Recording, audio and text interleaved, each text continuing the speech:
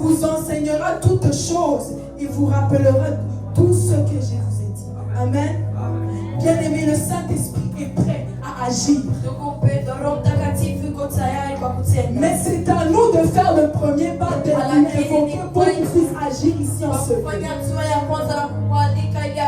C'est à nous de faire le premier pas pour qu'il puisse agir dans cette semaine qui va se commencer. Donc c'est pour cela en ce moment, tu vas seulement invoquer le Saint-Esprit. Plus que tu lui désires, il va être ici. Et il va agir dans toute cette semaine. Est-ce que tu peux seulement montrer la main, invoquer le Saint-Esprit? Il va y avoir, c'est à Dieu de faire le premier pas.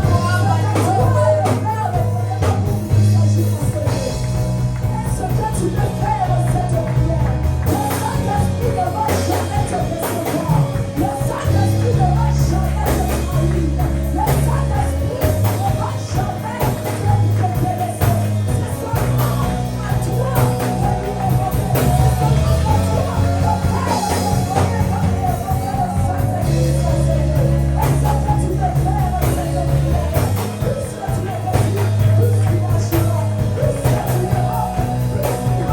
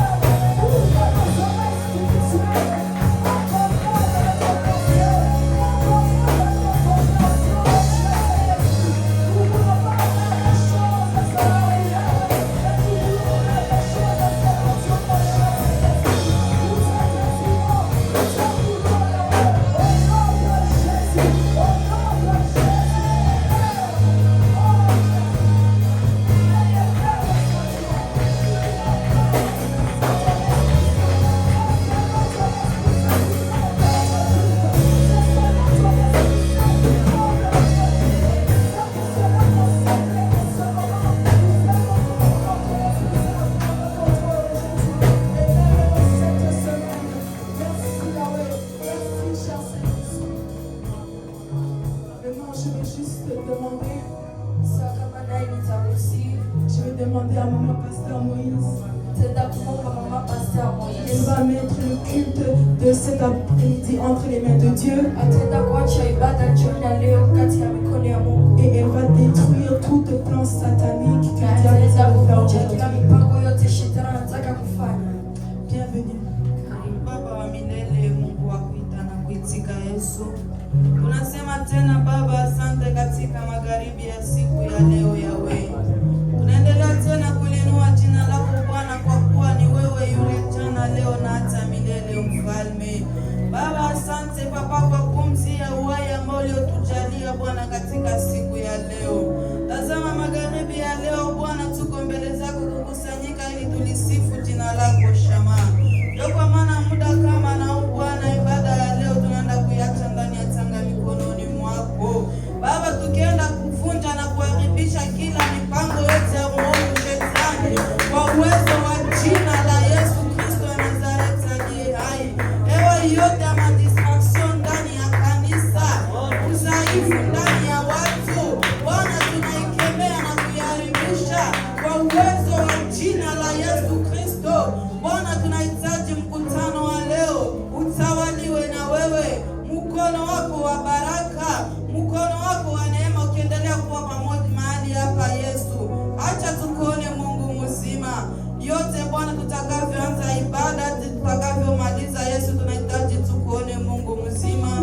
uwezo wa jina la Yesu. Amen.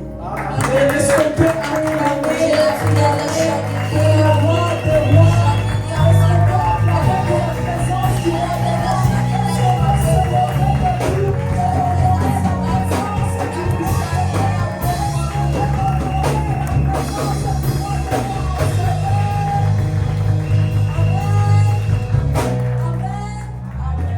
Merci au groupe El Shaddai. Asante Mungu El Shaddai. Que l'Éternel vous bénisse. Mungu awabariki. Amen. Amen. Je vous en prie de vous asseoir. Na wasihi naweza mkaketi. Amen. Amen. Nous sommes contents et contentes d'être dans la présence de Dieu aujourd'hui. Tuna furaha ya kuwa ndani ya uwepo wa Mungu. L'Éternel a été fidèle Mungu alikuwa et mwaminifu nous a protégés. na Et akatulinda. c'est pour cela que nous ne pouvons pas prendre ça pour acquis ou bien. Na njoo kwa maana tuwezi kuikamata hii kama kawaida. Est-ce qu'on peut acclamer pour cela? Je tunaweza kushangilia kwa ajili ya Ah, les acclamations, c'est bien vraiment fait. Est-ce qu'on peut acclamer?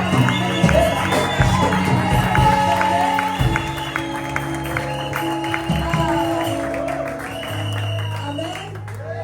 Maintenant, on est dans les bons moments de témoignage. tuko katika muda mzuri wa ushuhuda. Donc, je donne la place à 2 personnes Napatia nafasi watu wawili pour témoigner la grandeur de Dieu ili waende wakashukuru uwezo wa Mungu et pour faire honte au diable. na wakampatishe shetani haya. Amen. Amen. Bienvenue. Karibu. Il n'y a personne? Hakuna mtu. Bien, est-ce qu'on peut acclamer?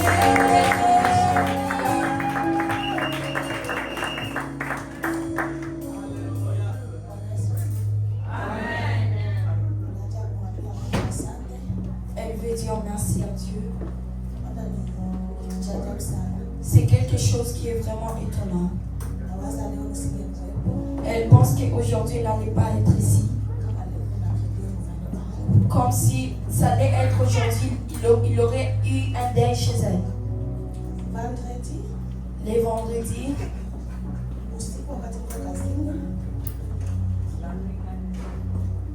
la nuit quand il était au travail, son cœur l'avait beaucoup dérangé de prier. Elle priait quand il avait des temps de pause. Quand il est rentré à la maison, cette situation l'a encore prise.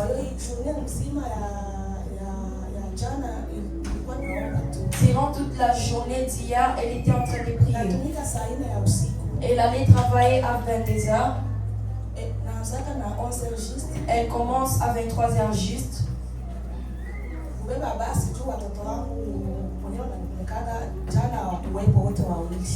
De prendre les bus parce que ses enfants qui l'amènent au travail, et les deux n'étaient pas à la maison.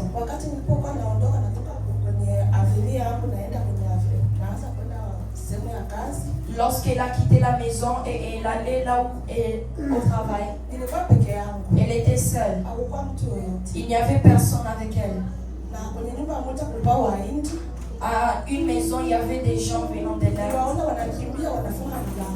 Elle les a vus courir et fermer la porte. Et elle a vu devant elle une voiture qui venait. Lorsque la voiture est passée devant elle, ça l'avait frappé sur la main. Or, cette personne l'a fait comme ceci. Elle n'a pas pris conscience de ses pas. Elle continuait seulement.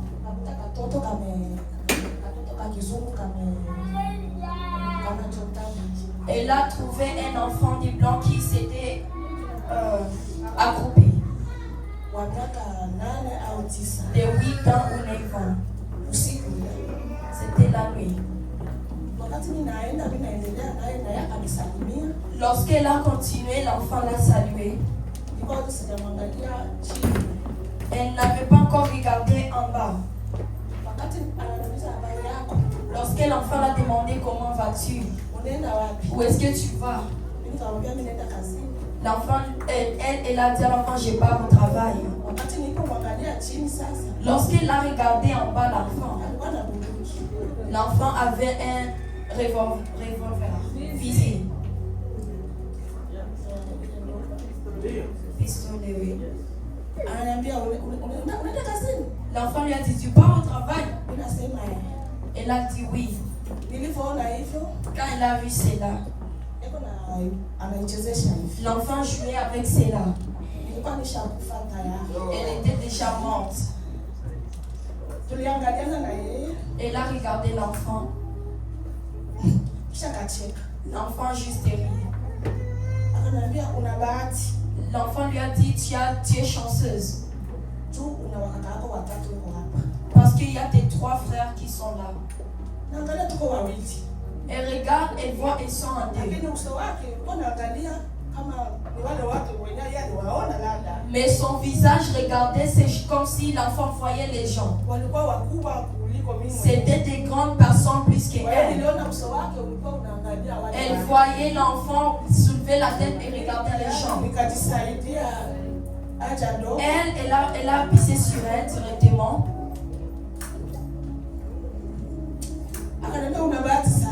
L'enfant lui a dit, tu es vraiment chanceuse. Elle regarde, c'est un petit enfant. Elle n'a rien dit. Elle marchait comme si elle était un zombie, elle est déjà morte. Elle remercie Dieu. Elle est arrivée au travail. Elle a manqué quoi faire.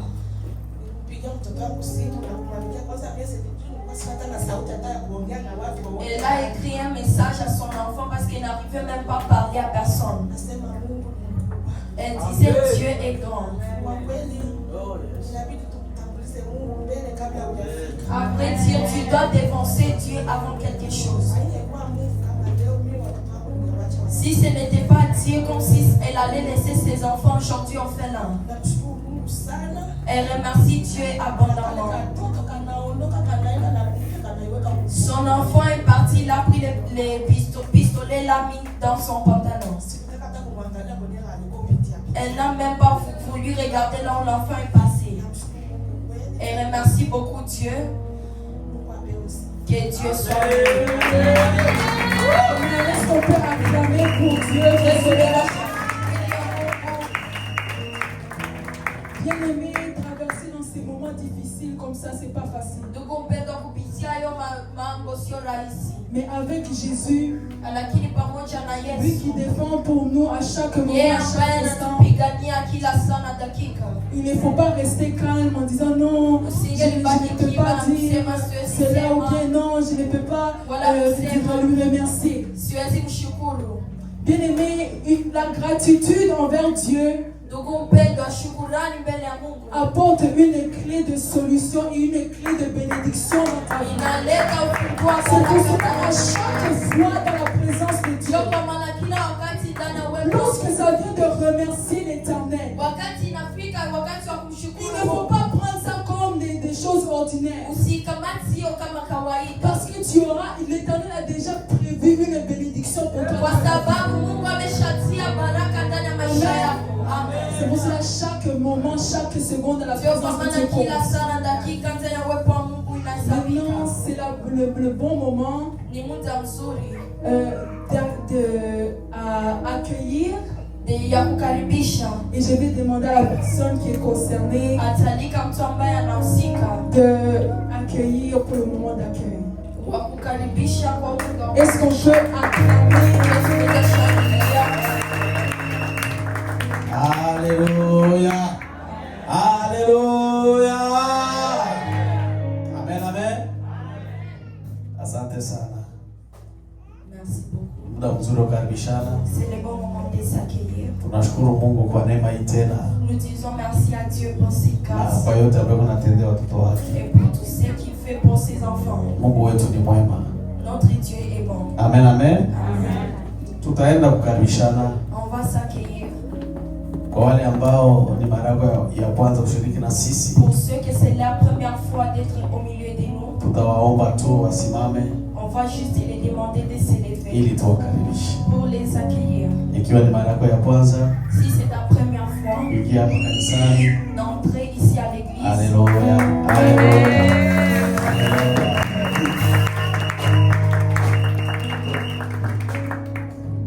Karibu sana mpendwa. Merci beaucoup. Bienvenue bien-aimé. Utatuambia tu jina Tu vas juste dire votre nom na mahali umetoka, et l'endroit d'où tu es venu. labda na mwenye alikuinvite. Il se peut aussi la personne qui vous a invité. Jinsi Roho atakuongoza. De la manière que l'Esprit va vous guider. Karibu. Bienvenue. Merci beaucoup. Bonjour tout le monde. Je m'appelle Chéribin. Anaitwa Shilibin. Je viens du Congo, Kinshasa. Anatokea Kongo Kinshasa. Aujourd'hui, j'ai totalisé une semaine ici. Na leo anafanya wiki moja hapa. C'est maman Mélanie qui m'a invité ici. Alléluia. Sois béni, frère Chéribin. Barikiwa sana kaka Shilibin. Jisikie huru nyumba ya baba yako. Sentez-vous à l'aise dans la maison de votre Amen, père. amen. Amen. Tunakuwa na habitude ya kusema hiyo kiti tunakupatia na kwa yako. Nous avons l'habitude de dire prends cette chaise, ça vous appartient. Ukitaka utenda nao kwako, Si tu veux, tu peux aller avec ça. lakini utakuja tena nao ndio utakalia hayo. Mais tu dois encore venir avec ça parce que c'est là où tu vas Que Dieu te t'asseoir. bénisse, bienvenue. On va frère. vous bariki. Amen, amen. Tunaenda kukaribisha watoto wote ndani ya On va mkutano. accueillir les enfants dans l'assemblée. Tunakaribisha vijana wote ndani ya mkutano. On va accueillir tous les jeunes dans l'assemblée. Tunakaribisha wamama wote ndani ya mkutano. On va accueillir toutes les mamans dans l'assemblée. Tunaenda kukaribisha wababa wote ndani ya mkutano. On va accueillir tous les papas dans l'assemblée. Amen, amen. Amen. Tujisikie huru. Sentez-vous à l'aise. Amen, amen. Tujisikie huru kanisani mwa Bwana. Sentez-vous à l'aise dans la maison de l'Éternel. Mungu atusaidie Que sote. Dieu nous aide tous. Tunakaribisha pia watumishi wa Mungu, Nous karibu. accueillons ici les serviteurs de Dieu, bienvenue. Tunakaribisha watu wa media wote, Nous accueillons karibu. les gens du média, bienvenue. Tunakaribisha wa protokole wote, Nous karibu. accueillons les protocoles, bienvenue. Tunakaribisha wapiga muziki wote, Nous accueillons les karibu. musiciens, bienvenue. Acha tupate tu dakika moja. Frère Enoki, siku mingi vraiment. Frère Enoch Allez, aussi, ça faisait tunakaribisha. longtemps qu'aussi on Karibu l'accueille. sana frère. Bienvenue. Amen, amen. Tutakuwa na muda mchache tu On aura juste quelques wa minutes kusalimiana. pour se saluer. Amen, amen. Amen. Jisikie kupatia mwingine shangwe. Sens-toi à l'aise de saluer ton prochain, Tukukaribishe vizuri. de bien l'accueillir. Mungu atubariki. Que Dieu vous bénisse. Karibu.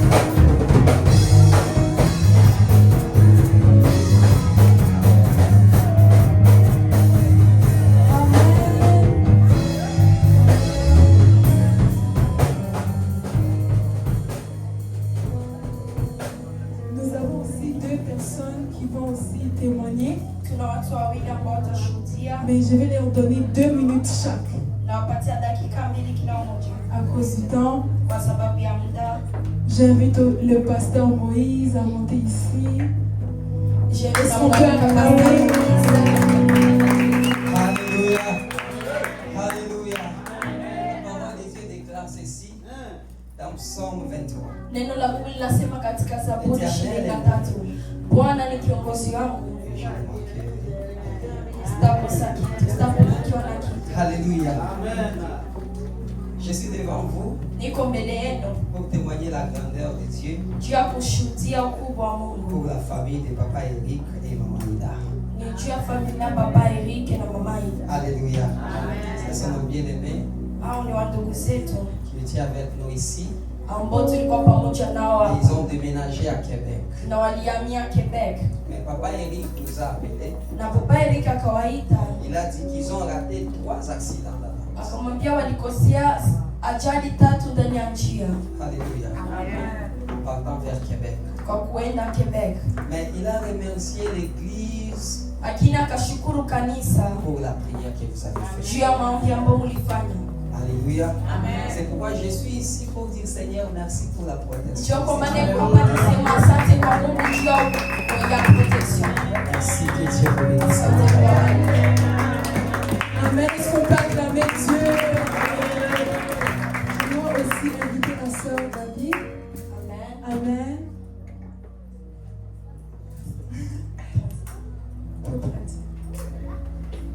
Amen. Amen. J'aimerais aussi remercier l'Éternel Napenda kushukuru Mungu pour la protection pour ma famille, kwa ulinzi juu ya familia yake.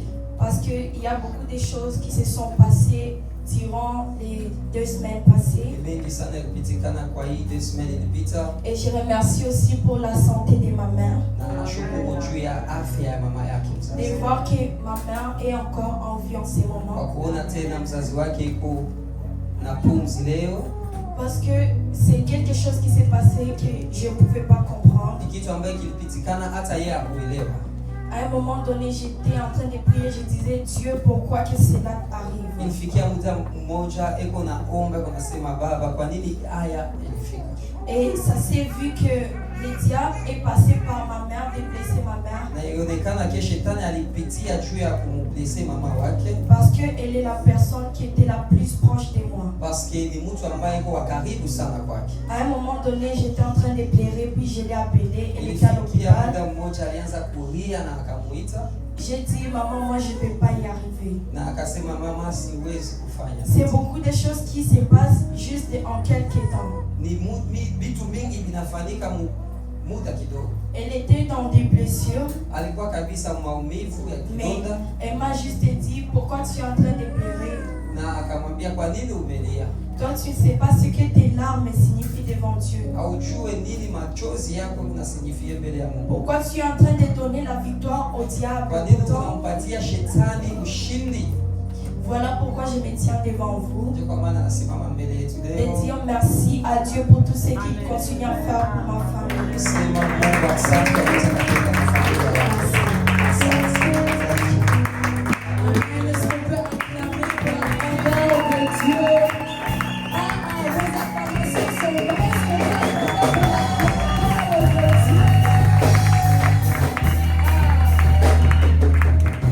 Maintenant, c'est le bon moment que plusieurs sont en train d'attendre. Ni muda mzuri ambao wengi wako na chunga C'est la louange, l'adoration. misifa na Et maabudu, c'est un groupe qui va nous balader durant ce moment. na ni groupe El Shaddai ambao tatuburudisha katika hiyo muda. Qui est le groupe El Shaddai, Groupe El qui est Shaddai l'Éternel qui continue à nous guider et nous utiliser puissamment. ambao Mungu anaendelea kuongoza na kutumikisha Et katika nguvu. lorsqu'ils vont venir ici à Wakati l'hôtel, watakuja mbele hapa kwa madhabahu, nous allons acclamer. tutaenda kushangilia. Nous allons acclamer.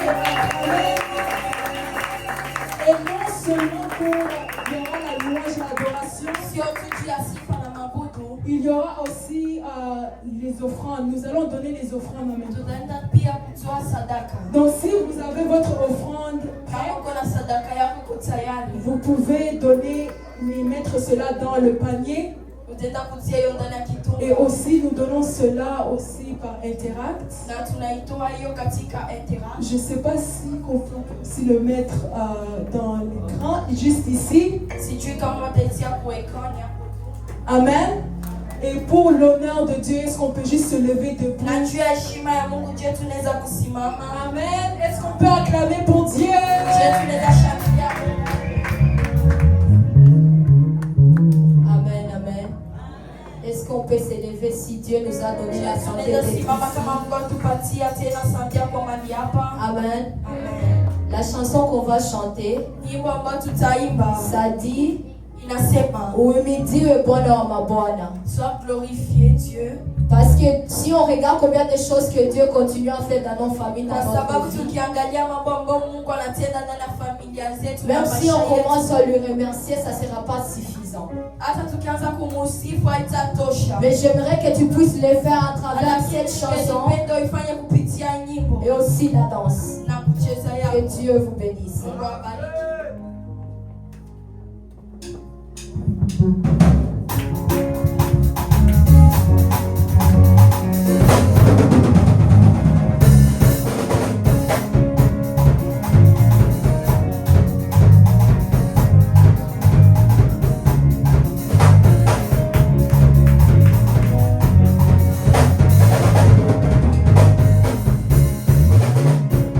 Uhimidiwe Bwana wa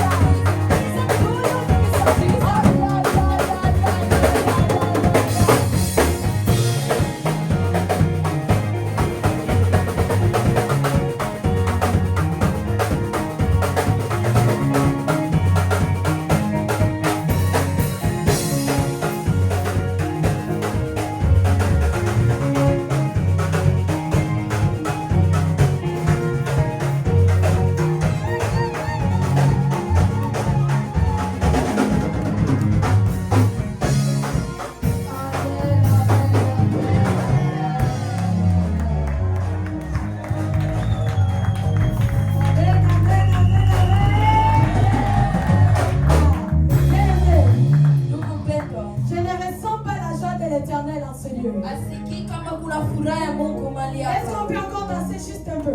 Je, tunaweza kucheza Est-ce tena qu'on peut kidogo? encore danser juste un peu? Je, tunaweza cheza tena Are you kidogo? ready?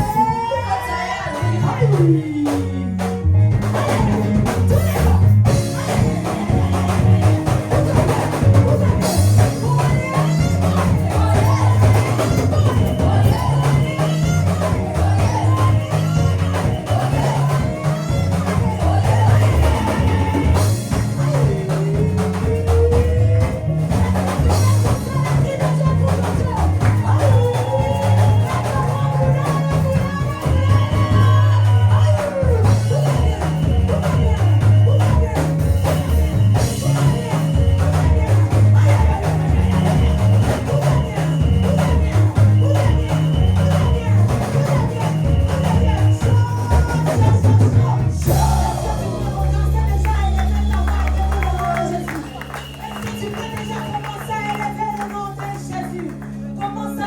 Anza kulisifu jina la Mungu. Commence à bénir le nom de Anza l'Éternel. kuliinua jina la Mungu. Commence à dire à l'Éternel combien il est grand. Anza kumwambia Mungu namna gani ni mkubwa. Commence à dire à l'Éternel combien il est grand. Anza kumwambia Mungu namna gani ni mkubwa. Bien-aimé dans le Seigneur, Ndugu mpendwa, aujourd'hui, leo toute cette semaine, hii wiki yote je pensais combien Dieu il est grand. alikuwa akiwazia jinsi Mungu ni J'étais là mkubwa. quand je priais.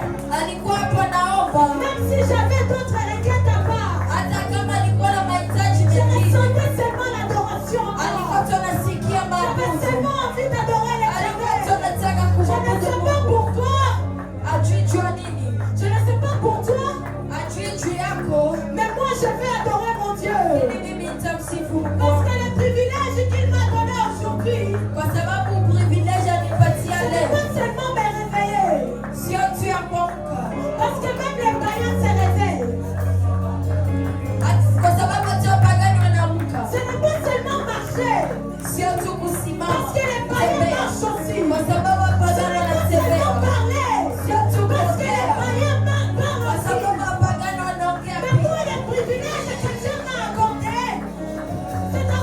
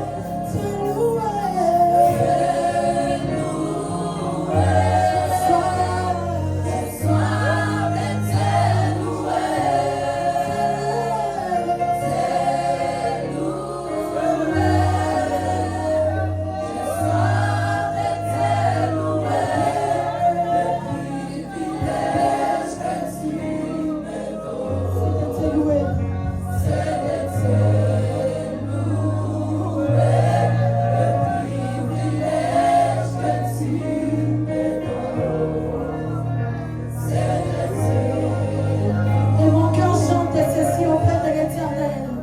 Mon cœur dit ceci. Amoureuse, je suis amoureuse de Jésus. Amoureuse, je suis amoureuse de Jésus. C'est Dieu qui ne faillit jamais. Amoureuse,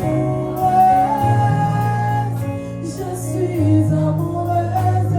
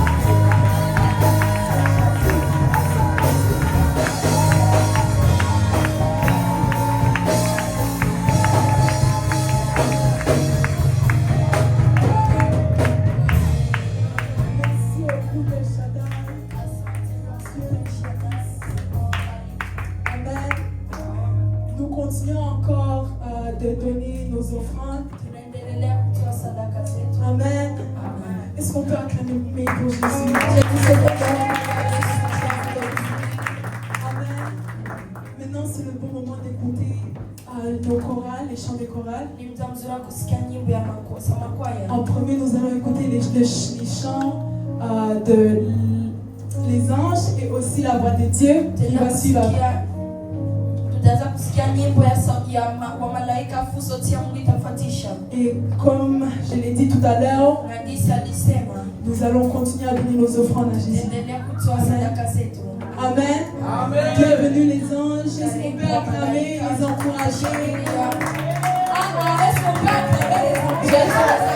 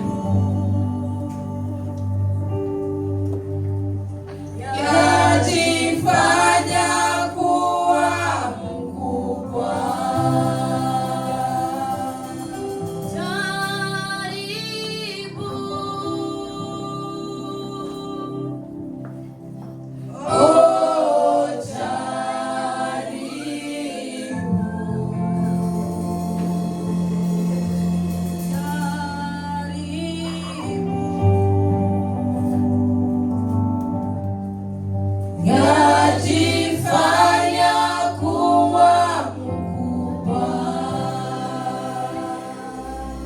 Jaribu, haiogopi imani yako. Haiogopi huduma yako. Haiogopi utajiri wako. Maana jaribu yajifanya kuwa mkubwa. Haiogopi imani yako.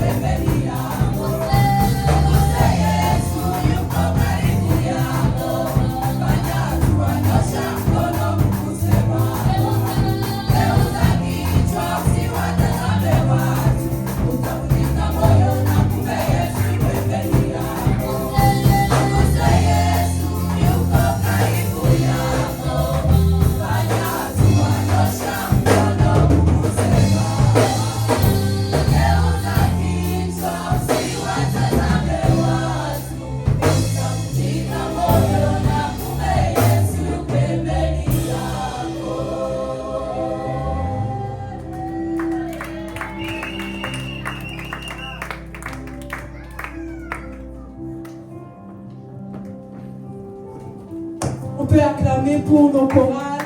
Est-ce qu'on peut seulement les élèves encourager? Ce n'est pas facile, mais par la grâce de Dieu, ils ont fait un bon travail. Amen.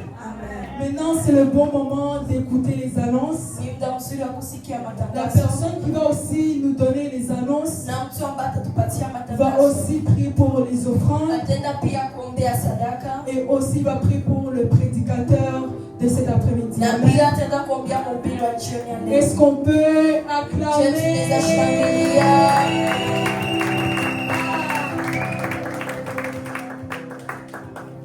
Alléluia. Alléluia. Mungu wetu ni mwema. Notre Dieu est bon. Tunamshukuru kwa wema wake. Nous les remercions pour sa bonté Kwa yote Bwana anatenda kwetu. et pour toutes choses qu'il fait pour nous. Kwa wageni Pour les gens que c'est la première fois, tunakuwa na habitude. on a une habitude. Tunapotoa tangazo la kwanza, Lorsque nous donnons notre première annonce, sote tunasimama wima nous tous nous nous levons. kwa sababu ya kumtukuza Mungu. C'est juste pour glorifier l'Éternel. Kwa sababu Yesu Parce que Jésus, njoo wa kwanza katika maisha yetu. c'est lui le premier dans notre vie. Amen, amen. Amen. Tangazo la kwanza, Yesu ni. Notre première annonce, Jésus-Christ, c'est Seigneur. Tangazo la pili Notre deuxième ni annonce, programu ya semaine. c'est le programme de la semaine. Siku ya kwanza Les ni lundis, siku ya maombi ya waombaji. c'est le jour de la prière des intercesseurs. Waombaji watakuwa hapa Les intercesseurs seront ici tangu 19h dès 19h mpaka 21h. jusqu'à 21h. Amen, amen. Amen. Siku ya pili ni maombi ya watu wote Mardi, c'est la prière pour tout le monde. na yote itakuwa hapa kanisani vile vile. Et cela sera aussi à l'église. Ya mardi inaanza na 18h30. La prière du mardi commence à 18h30. Amen, amen. Amen. Na inaisha na 20h30 Et ça finit à 20h30. hapa kanisani. Ici à l'église. Amen, amen. Amen. Siku ya tatu Les mercredis, siku ya repetition ya chorale La Voix de c'est Dieu. les jours de la répétition de la chorale La Voix de Dieu. Siku ya ine Les jeudis, ni siku ya repetition ya groupe ya adoration, ya louange adoration. c'est les jours de la répétition du groupe de louanges et d'adoration. El Shaddai. El Shaddai Group. Na kutakuwa pia hiyo siku na wamama watakutana, Et ces mêmes jours, les mamans vont se rencontrer. lakini kwa masaa wao wanajua wasaa zao wataongea Pour kukupeana, les heures, ils vont parler cela dans leur groupe. wataambiana saa gani watakutana, Ils vont déterminer quelle est l'heure qu'ils vont se lakini rencontrer. itakuwa hiyo jeudi pia vile vile. Mais ça sera ainsi le jeudi. Amen, amen. Amen. Siku ya tano Les vendredis, itakuwa siku ya repetition ya makwaya zote. ça sera les jours de répétition pour toutes les chorales. Amen, amen. Kwa sababu samedi hatutakuwa hapa, Parce que les samedis, on ne sera pas ici. ndio maana repetition zote zinakuja vendredi. Voilà pourquoi toutes les répétitions se fera les vendredis. Amen. Siku ya sita Les samedis, tunayo safari nous avons un voyage, kanisa lote, toute l'église. tunaenda Fredericton. On part à Fredericton. Amen, amen. Amen. Tulisema tangu Jumajana On a dit dès la semaine passée watu waanze kujiandikisha, que les gens commencent à s'inscrire tujue ni wanani wataenda, pour savoir qui va partir ni wanani hawataenda, et qui ne vont pas partir. tujue wanani wako na gari covid, Pour savoir qui ont la voiture, qui ont une voiture vide, ili tuweke watu. pour mettre les gens. Amen, amen. Kwa hiyo tunawaomba tena Pour ce, nous vous demandons tangu leo mpaka jeudi aujourd'hui, à partir d'aujourd'hui jusqu'au jeudi, tujue idadi ya watu watakaoenda Fredericton. nous voulons savoir le nombre de gens qui vont aller à Fredericton. Amen. Amen. Kwa hiyo tujiandae na kwaya jiandae juu ya hiyo siku. Préparons-nous et la chorale doit se préparer pour Tunaenda ce jour. kuungana na kanisa letu la Fredericton On va s'unir avec l'église de Fredericton, ambao ni kanisa rafiki qui est une église amie. ya Smite Street Church. C'est l'église qui vient de dire. Amen, amen. Tutakuwa hapo On va se retrouver là-bas tuhudumie pamoja. pour avoir un service ensemble. Wakati tulikuwa na mkutano nao tuliwaalika na Lorsqu'on walikuja. avait un croisade, on les a ainsi invités et ils sont venus. Sasa ni tour yetu. C'est notre tour. Amen, amen. Amen, amen. Tujiandae kabisa. Préparons-nous. Tangazo lingine ni kujulisha kwamba dimanche L'autre annonce est de vous laisser savoir que le dimanche ya le 14 du 14, tuta celebrate anniversaire yetu ya kanisa. on va célébrer l'anniversaire de l'église. Amen. Hakutakuwa ya maajabu. Il n'y aura pas de grandes choses. Tutakuwa tuna keki hapa ya kuonesha kama ni On aura anniversaire juste un gâteau ici pour montrer que c'est l'anniversaire. ya miaka 6 ambayo Les tuko 6 nayo sasa. ans que nous avons maintenant. Miaka 6 sio ndogo. 6 ans, c'est pas peu. Amen. Kwa hiyo tutakuwa hapa hiyo le 14 kwa Nous kusherehekea serons hiyo, ici le 14 na tutakuwa na mgeni hiyo siku. et on aura un invité ce jour. Amen, amen. Kwa hiyo kanisa tunajua tunafanyaga ikiwa tuko na mgeni. Pour ce, nous savons comment nous faisons lorsqu'on a un invité. Amen, amen. Tunaendelea kuwakumbusha kuhusu habari ya kilio ya kwa mama Melanie. Nous continuons à vous informer concernant l'histoire du deuil chez Maman Mélanie. Unaona mumuone hapa kwa sababu angali kwenye kilio Vous ne la voyez pas ici parce qu'elle est encore au deuil.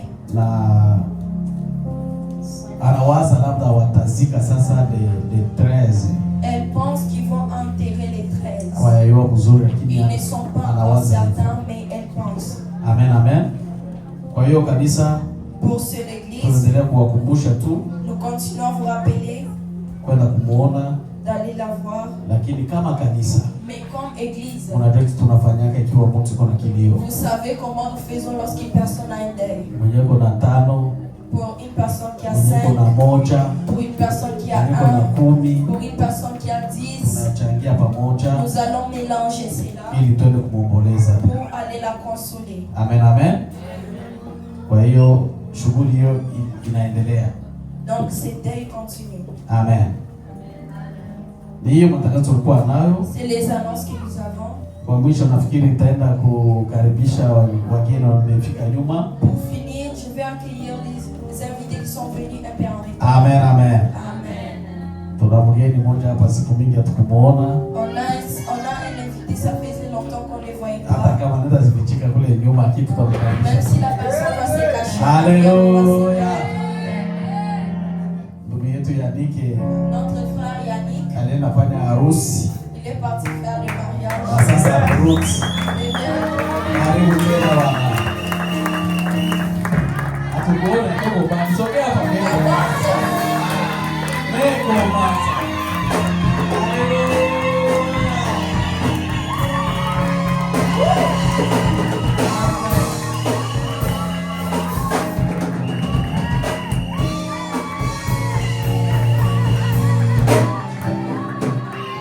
Amen, amen.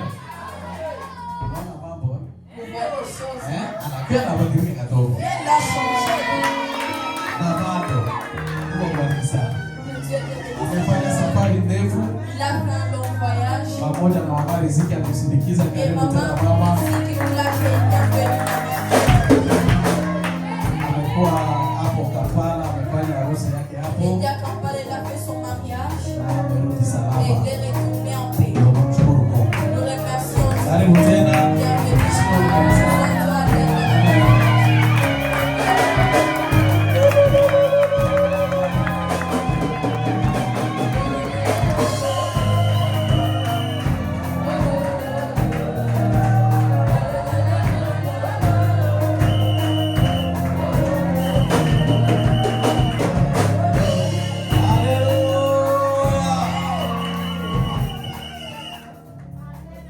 Amina papa. Bariki sana. Amen. Papa, sois béni. Nafikiri siku mama atapenda tutaimba ile wimbo tena. Je pense que- Wewe bali kuota tu. Amen, amen. Tunamkaribisha pia ndugu yetu. Nous accueillons aussi notre frère. Na wewe ndio unakuja eko. La très courageux. Iko na nguvu sana. Tuko na Frere Grace Bwanga hapa pia. On a notre frère Grace. Atasimama pamoja na On mama. va célébrer avec maman. Amen, amen. Atatuambia jina Il va juste nous dire les noms. na kwenye anatokea et d'où il vient na iko nani mu communauté. et il est qui dans la communauté. Amen, amen. Amen. C'est compris quand même. Alléluia. Moi, Grâce Martin Gwanga, je suis. Je n'inquiète pas Grâce Martin Gwanga. Je vis ici à Monton. Anaishi hapa Monton. Je suis marié à Madame Laura Ngongo. Anaoa mama Lorena. La plus belle femme de la planète Terre. Pardon. La plus belle femme de la planète Ok, Terre.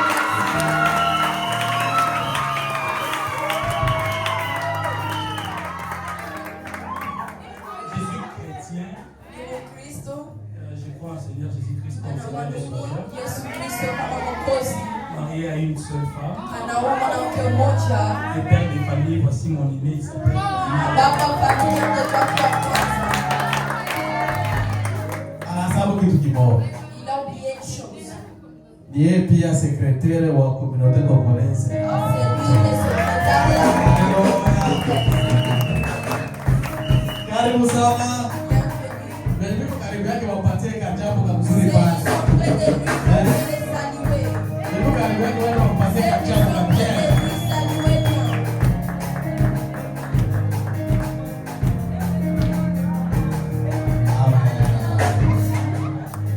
Haleluya. Kwa kweli tunashukuru Mungu na Mungu atubariki. Amen. Acha tuombe mwanadamu wetu leo. Baba mtakatifu uliye hai, tunakushukuru kwa wema wako.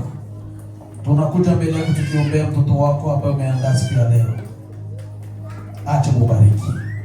Umutumie kama chombo. Umutumie kitofauti. Mungu wangu, tunaenda kinyume ya kila distraction, kila vagité, kila maksudio, kila mishahara inyamaze kwa jina la Yesu. Andaa wana wako kupokea, kula na kushiba. Asante Yesu kwa sababu utawachilia kama. Utakuwa pamoja na mtumishi wako, utamtumia kama chombo na ujasiri na nguvu na upako wa ajabu kwa jina la Yesu. Amen. Amen. Kwa kumalizia, Pour finir, tutaombea sadaka. on va prier pour l'offrande. Na tutaombea wale ambao wametoa cha 10. Et nous allons prier pour ceux qui ont donné les 1 dixième. Karibu Bienvenue, kama kawaida. comme d'habitude. Wale ambao wametoa cha 10 semeni hii, Ceux qui ont donné les 1 dixième. karibu hapa mbele tuombe. Bienvenue ici de l'avant, on Na va tutaombea prier. cha 10. On va ici prier Na tutaombea sadaka. pour l'offrande. Amen.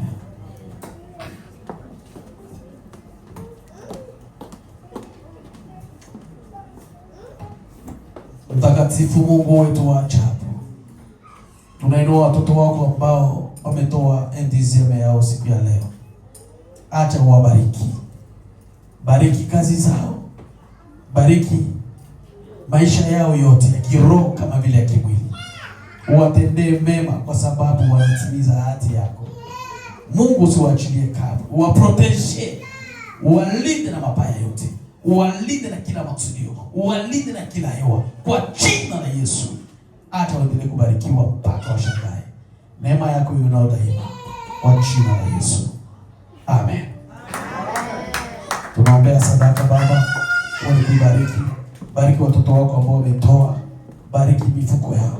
Bariki kazi zao. Bariki nyumba zao. Bariki maisha yao yote. Acha watendee mema.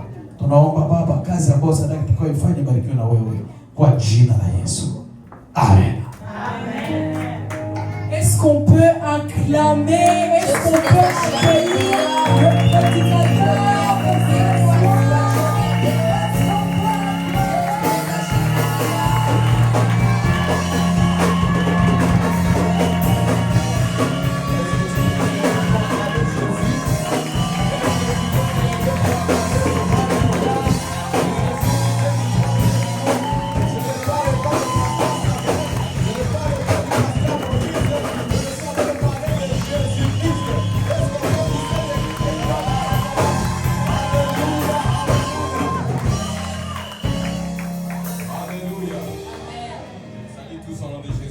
Na wasalimu nyote kwa jina la Yesu Kristo.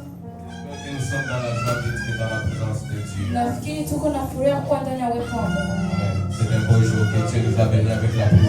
Ni siku nzuri ambayo Mungu ametubariki. Donc nous sommes reconnaissants vers lui. Tuko wenye shukrani kwake. Amen. Amen. Alors c'est un privilège encore d'être devant vous. Ni neema tena kukuwa mbele zenu. Ce n'est pas parce que je sais la parole, bien que j'ai dit la parole, bien que je l'avais dit. Sio kusema kwamba najua neno au nakuwa na imedite. C'est pas parce que je suis plus intelligent que les autres. Sio kusema kama niko mwenye akili kuzidi wengine. D'ailleurs, je suis même en bas que ça. Na kwanza niko hata chini Mais c'est zaidi. seulement la grâce de Dieu qui nous fait. Akili ni neema ya Mungu ndio Il nous tunatufanyia. donne encore cette opportunité de nous mettre devant vous. Inatupatia tena nafasi ya kusimama mbele zenu. J'aimerais dire merci à Dieu. Nataka kumwambia Mungu Parce asante que si je suis ici, c'est grâce à lui. kwamba kwa sababu kama niko hapa ni kwa neema Il me yake. protège, Ananilinda, me dirige. ananiongoza Et de temps en temps, il nous conduit là où il veut que nous puissions être. na anatupeleka mahali ambapo anataka tuwe. Et je ne peux pas continuer sans dire merci au pasteur Samuel. Na sitaendelea bila kumwambia Pastor Samuel S'il ne nous a asante. pas fait confiance, on ne serait pas ici aujourd'hui. Asingetuaminia tusingekuwa leo Nous hapa. disons encore merci, papa. Nasema tena asante baba. Et je dis encore merci au pasteur, à tous les ministres de l'église. Nasema tena asante kwa viongozi wote wa Parce kanisa. que si nous pouvons nous mettre ici debout aujourd'hui, Kama tunaweza kusimama leo hapa c'est parce que nous écoutons ce que vous nous prêchez ni kwa sababu tunasikia yale ambayo et mnahubiri ce que vous nous enseignez. na yale ambayo mnatufundisha. Amen. Amen. Donc avant qu'on puisse aller dans la parole, Mbele ya tuende ndani ya neno. je ne vais pas prendre beaucoup de votre temps aujourd'hui. Sitachukua muda wenu On mwingi va leo. essayer de voir si on peut garder le temps un peu comme ça doit l'être. Nitaangalia kama tunaweza kulinda muda gisi Et ipaswavyo. j'aimerais que tu m'aides à chanter Jéhovah. Ningetaka unisaidie kuimba Jehova. On va essayer de créer une atmosphère d'adoration dans cet Ningetaka endroit. tuesiye kufanya atmosferi ya maabudu mahali hapa. On va encore lui laisser la place de régner. Tutamwacha tena nafasi ya kutawala. Jéhovah, Jéhovah, Jéhovah,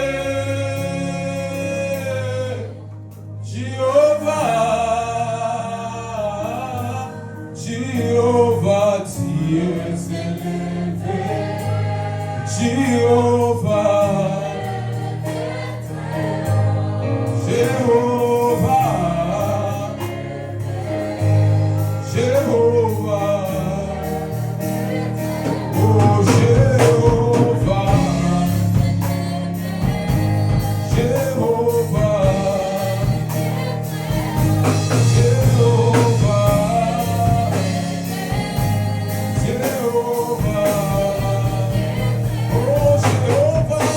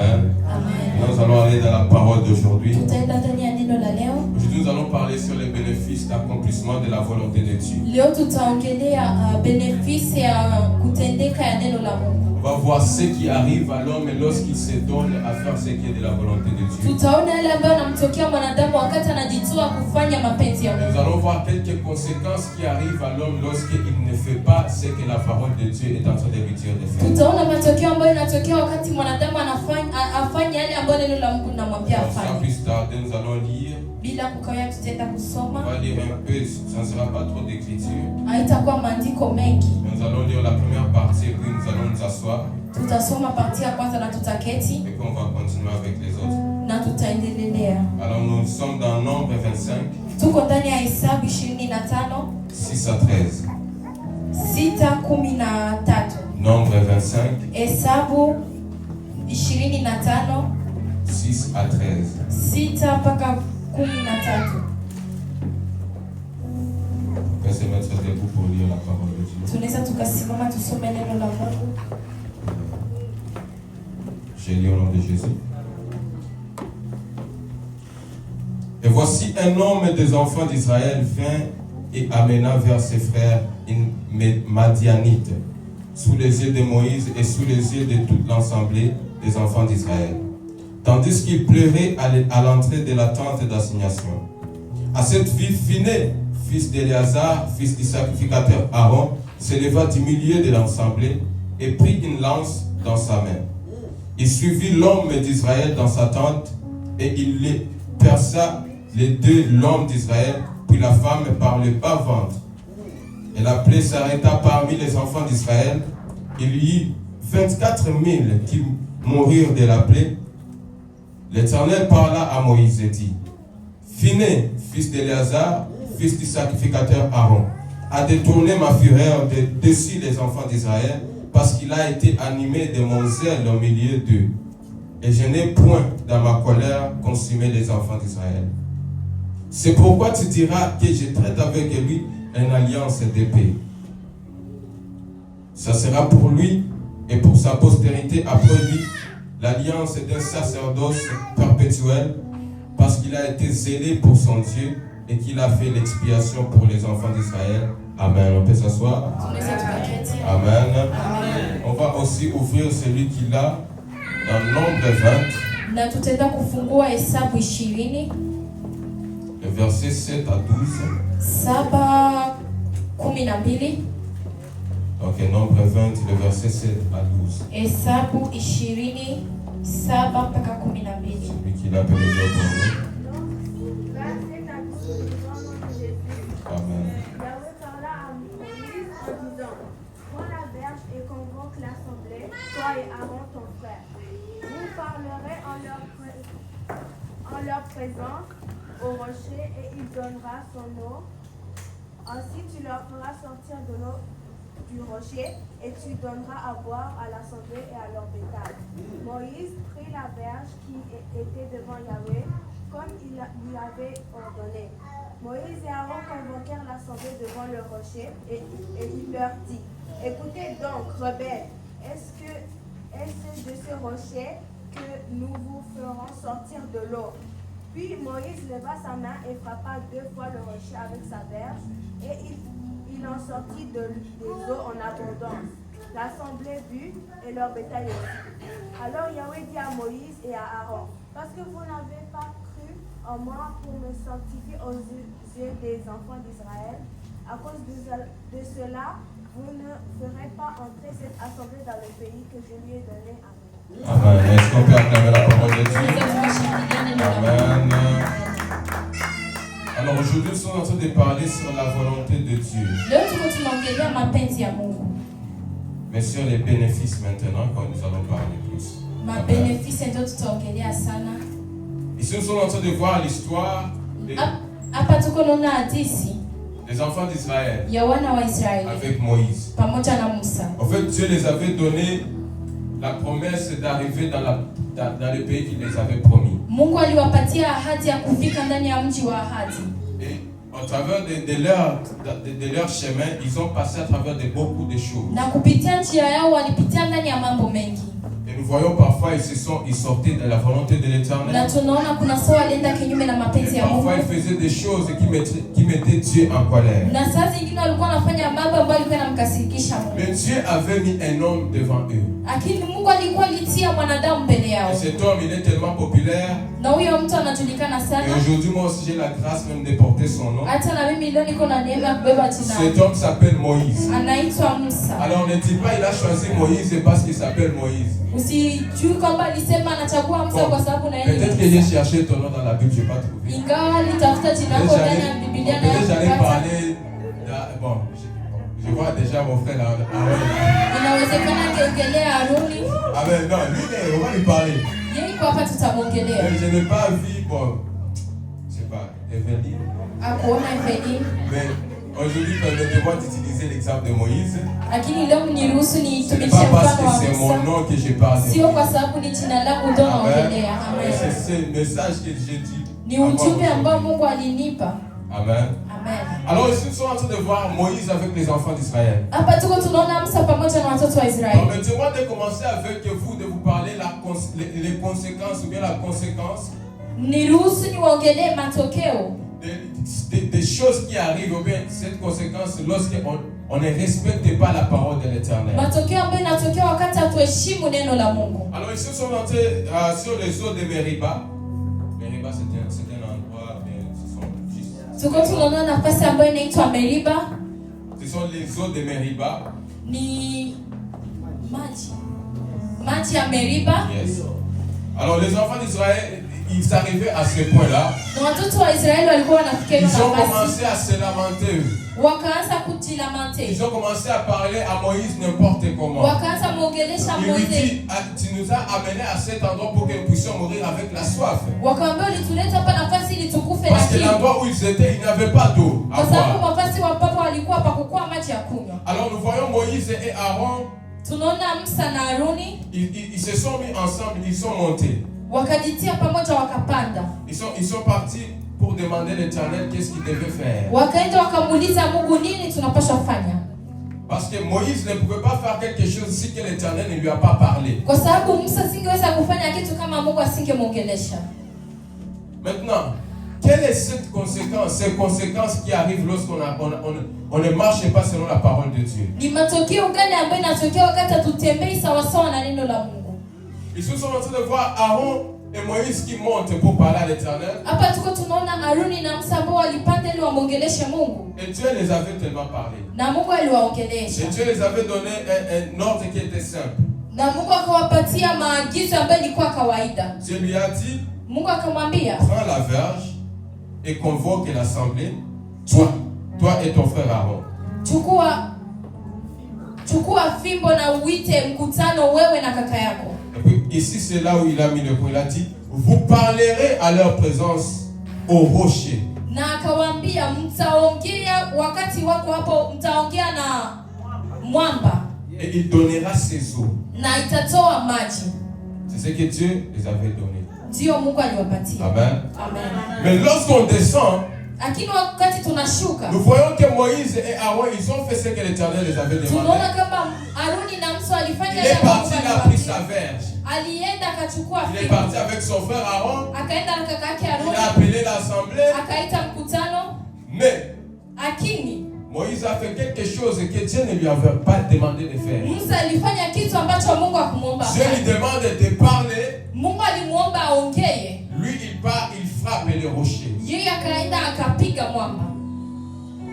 Il se peut que parfois dans la vie, inawezekana ndani ya maisha, Dieu peut te dire de parler. Mungu anaweza kuambia ongea. Mais toi tu pars, tu écris. Lakini wewe unaenda unaandika. Ça ne veut pas dire que Dieu ne peut pas exaucer ce qu'il t'avait déjà dit qu'il allait faire. Haiwezekani kwamba Mungu hawezi kufanya yale ambayo alikuwa ashakwambia ufanye. L'accomplissement va se faire. Itatendeka. Le résultat va sortir. Résultat itatoka. Mais ce qui concerne ces résultats, lakini yale yanahusu ma résultats, il y aura des conséquences qui viendront alors te suivre après que tu as déjà commis cela.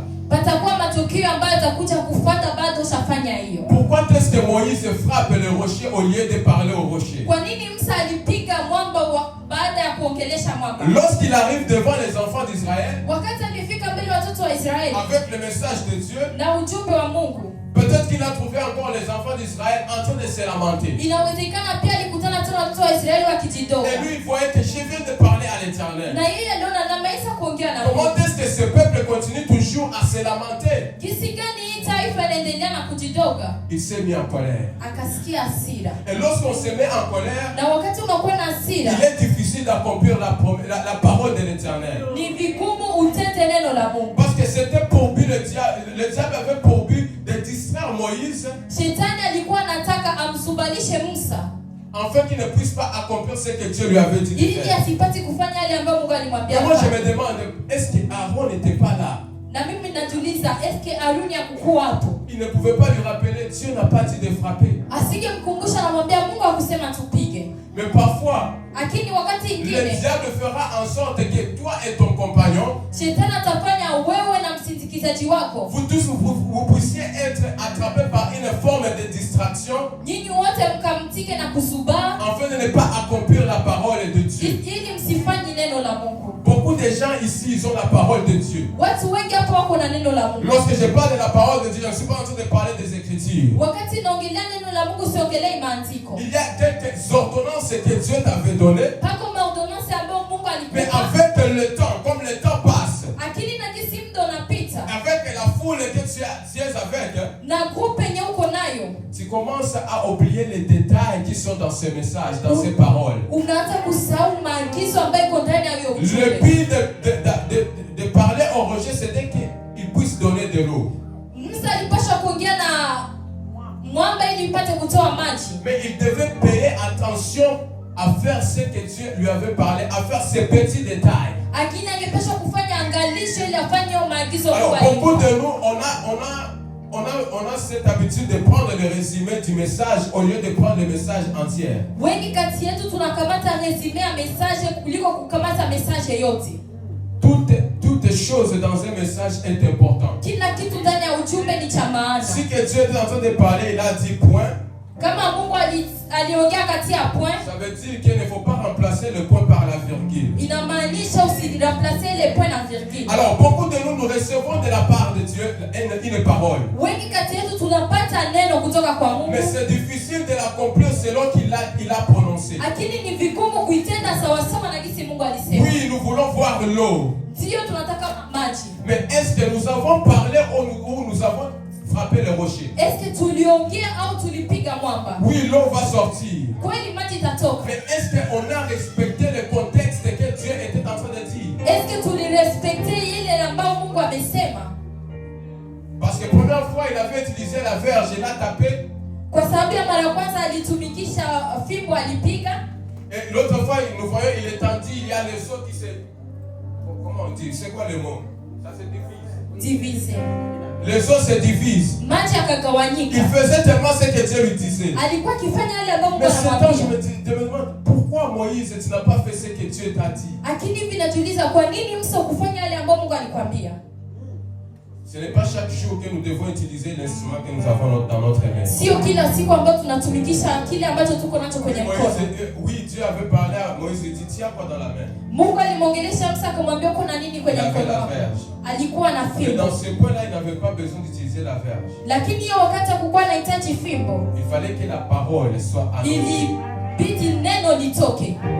Dieu voulait montrer encore une autre dimension de sa personne. Mungu alitaka tena kuonesha kingine Mais kiwango cha beaucoup de utu fois, wake. nous sommes des obstacles à Dieu de se manifester dans une autre dimension sur la terre. Na saa nyingi tuko vizuizi vya Mungu kujitukuza tena katika kingine kiwango ndani ya dunia. C'est parce qu'on ne paye pas attention à ces petits détails. Ni kwa sababu hatufanye attention kwa hiyo detail ya kidogo. Alors, l'eau est sortie. Maji yalitoka. Aaron et Moïse étaient contents. Aruni na Musa walifurahi. Les enfants d'Israël étaient satisfaits. Watoto wa Israeli waliridhika. Vous savez le problème est quoi? Mnajua shida ni nini? Nous cherchons tellement la gloire de l'homme, nous cherchons que les hommes puissent nous acclamer. Tunataka watu watushangilie. Et lorsque nous avons cela dans le public, Na wakati tunapata hiyo ndani ya ukumbi, Nous oublions ce que Dieu nous a dit dans les secrets. Tunasahau yale ambayo Mungu alituambia Alors ndani tu ya peux siri. être glorifié dans le public Unaweza ukatukuzwa ndani ya ukumbi et puis tu pars vivre le jugement dans les lieux na secrets. unaenda ishi hukumu mahali pasiri. Lorsque Dieu parle à Moïse et Aaron, Wakati Mungu alimwongelesha Aroni na Musa, aucun des enfants d'Israël n'était là. watoto wa Israeli hawakuwa. Alors lorsque ils ont vu l'eau, Wakati wao waliona maji, ils ont dit Dieu s'est glorifié encore. walisema Mungu anajitukuza tena. Ils ont pensé que Dieu l'a fait encore. Waliwaza Mungu anafanya tena. Oui, Dieu l'a fait, mais ce n'était pas ce qu'il voulait faire. Sio Mungu alifanya, lakini haikuwa yale ambayo alitaka kufanya. Alors, Moïse et Aaron doivent vivre les conséquences. Aroni na Musa wanapaswa kuishi matokeo. Nous sommes tous ici. Tuko sisi sote hapa. Dieu nous a parlé de quelque chose. Mungu alituongelea kitu. Et cette affaire, c'est ce qui garantit notre destinée. Na hiyo kitu ni njia ya kurendre destinée yetu. Est-ce que nous sommes en train de faire ce que Dieu est en train de nous demander de faire? Est-ce que tuko nafanya yale ambayo Mungu ametuomba tufanye? Ou bien on met des modifications quelque part. Au tuko tunatema modification Là où ça nous plaît, nous changeons. mahali ambapo patufurahishi Là où ça nous plaît tunabadilisha. pas, on se dit bon, on va Mahali essayer ambapo de voir. patufurahishi tunasema tutaangalia. On va voir. Tutaangalia. Mais j'aimerais te dire Lakini aujourd'hui, ningetaka kukwambia leo, tu risques d'être un spectateur unariske kukuwa spectateur de ta destinée wa destinée yako. au lieu d'être l'acteur de ta destinée. Oje ukuwe acteur wa destinée yako. Pourquoi je dis ceci? Kwa nini nasema hivi? L'Éternel a fait monter Moïse. Mungu alimpandisha Il lui Musa. montre le pays. Il dit regarde, Akamwonyesha nchi, akamwambia c'est là où tizama. ce peuple va aller. Ndio mahali ambapo taifa Mais toi et litaenda. Aaron, vous n'entrerez pas. Lakini wewe na Haruni hamtaingia. Pourquoi? Kwa nini? Je vous avais dit de parler au rocher, vous avez tapé. Niliwaambia muongee na mwamba, mlipiga mwamba. Ça veut dire, lorsqu'on modifie la parole de Dieu, Inamaanisha wakati tunamodifia en neno fait, la c'est Mungu, automatiquement une modification dans notre destinée. na ni modification ndani ya destinée Parce yetu. que c'est lorsqu'on marche selon ce que la parole de Dieu nous dit, Ni wakati tunatembea kutokana na neno la Mungu jinsi linasema. c'est de la même manière qu'il est capable de nous introduire vraiment dans notre destinée comme il faut. Sio hivyo hivyo jinsi anaweza kutuingiza ndani ya Mais destinée si ipasavyo. on ne fait pas cela, Kama tufanyi on hivyo, va commencer à regarder, tutaanza kuangalia, on va commencer à voir seulement avec nos yeux, tutaanza kunatuna mais on ne macho, pourra pas toucher. lakini hatutagusa. Pourquoi? Kwa nini? Parce qu'on a modifié la parole de Kwa l'Éternel. sababu tulimodifia neno la Alors Mungu. aujourd'hui, je suis venu parler à quelqu'un, à un Moïse, à un Aaron aujourd'hui. Leo nilikuja kuongelesha Haruni, Musa. Peut-être que Moïse et Aaron n'ont pas eu cette occasion. Inawezekana Haruni na Musa wakupata hiyo nafasi. J'aimerais te dire, Ningetaka ne kukwambia modifie pas la parole de l'Éternel. usimodifie neno la Ne Mungu. modifie pas la promesse de Dieu. Usimodifie haki Si ya Dieu t'a dit de faire ce que tu dois faire, Kama Mungu alikwambia Fais ufanye kile tel unapaswa qu'il t'a kufanya. Fanya kisa parce alikwambia. qu'en arrière de cela se cache ta bénédiction. Kwa sababu nyuma ya hiyo pako baraka yako. J'aimerais bien être là le jour-là et parler à Moïse Ningetaka nikuwe hiyo siku na niongeleshe Musa. et lui dire, Na nimwambie comme la Bible est en train de me dire dans Jérémie 1, kama gisi Biblia iko na niambia ndani ya Yeremia 1, ça dit, ils te feront la guerre, inakwambia mais watakupiga ils ne vita, te vaincront pas, lakini car je hawatakushinda. suis avec toi pour te délivrer. Kwa sababu niko pamoja nawe L'Éternel des armées. nikufungue. Hivi neno Beaucoup de la fois, Mungu. nous avons la parole de Dieu, Mara nyingi tuko na mais neno la tellement Mungu. que les combats sont tellement forts, Lakini vita on ni oublie que kubwa. nous avons quelqu'un à notre côté. Tunasahau tuko na mtu pembeni yetu. Malgré qu'il y a trop de bruit, Moïse, Ikiwa pako fujo malgré qu'il nyingi y a trop Musa. de bruit, Aaron, Ikiwa pako fujo Dieu nyingi est là Haruni. pour toi. Mungu iko C'est lui pembeni qui t'a yako. donné cette parole. Yeye ambaye C'est alikupa le hilo parole neno. qui t'a donné Sio cette mwanadamu parole. alikupa hilo Alors neno. tiens-toi vers l'Éternel. Na usimame Tiens-toi pamoja à na l'Éternel. Mungu. Simama na Et lui Mungu. seul, Na yeye il peke te yake délivrera de ce point. atakufungua na hiyo fujo. Alléluia. Amen. Alors aujourd'hui, ne regarde pas les situations. Leo usiangalie hiyo situation. Parfois tu peux regarder, tu te dis, Wakati mwingine unaweza angalia unasema, non, est-ce que c'est moi vraiment que Dieu avait dit, je vais devenir président? eske ni mimi kweli Mungu Peut-être anitangaza kuwa regarde ta president? situation d'aujourd'hui. Unaangalia situation ya leo, Regarde, tu n'as pas la nourriture. unaangalia una chakula. Payer les loyers, c'est difficile. Kulipa nyumba ni Payer la voiture, c'est vigumu. difficile. Kulipa gari ni Tu te vigumu. demandes, est-ce que je vais devenir ce que Dieu a dit que je vais devenir? Unajiuliza eske ndakuwa kile Mungu alisema nitakuwa. Alors toi, tu commences à modifier. Wewe unaanza kumodifie. Non, peut-être qu'il voulait dire le voisin qui était à côté de moi. Inawezekana alitaka kusema jirani aliyekuwa pembeni yangu. Non, les cours là de politique que je devais prendre, Cours ce ya n'est pas pour politiki moi. ambayo ningepaswa Pour kuchukua le sio moment, je vais jirani. d'abord prendre la chimie. Hivi nitakamata kwanza chimie. Tu commences à mettre des modifications. Unaanza kutama Mais je suis en modification. train de te dire, Lakini niko nakwambia, ces modifications que tu es en train train de faire hiyo modification uko va nafanya te faire rater ta destinée. itakufanya ukose Va te destiny faire yako. rater ce qui est à toi. Itafanya ukose kile ni chako. Alléluia. Amen. Alors, une des choses qui nous arrive, il y a la mort spirituelle qui arrive. Kitu ambacho kinatufikia ni kifo cha kiroho. Beaucoup de nous, Wengi kati yetu lorsqu'on ne marche pas selon ce que Dieu nous a dit de faire, wakati tutembei sawasawa na gisi Mungu alituambia tufanye, on marche, les hommes nous voient vivants, tunatembea, wanadamu wanatuona tunatembea, mais notre esprit est déjà mort. lakini nafsi yetu ishafariki. Notre vie spirituelle n'est plus. Maisha yetu ya kiroho haiko On tena, marche seulement. lakini tunatembea tu. Alors, il y a la mort qui arrive dans la vie d'un homme Pako kifo ambacho kinafika tena maisha ya mwanadamu lorsqu'il modifie la parole de l'Éternel. wakati anamodifia neno la Mungu, Lorsqu'il modifie ce que Dieu lui a inspiré de wakati faire. anamodifia ile ambayo Mungu alimwambia afanye. Moïse et Aaron, nous les voyons ici. Musa na Haruni tunawaona hapa. Juste dans ce même chapitre 20, tu vas voir que Aaron est mort. Mtaona hapa Haruni alifariki Et Dieu l'a dit bien. na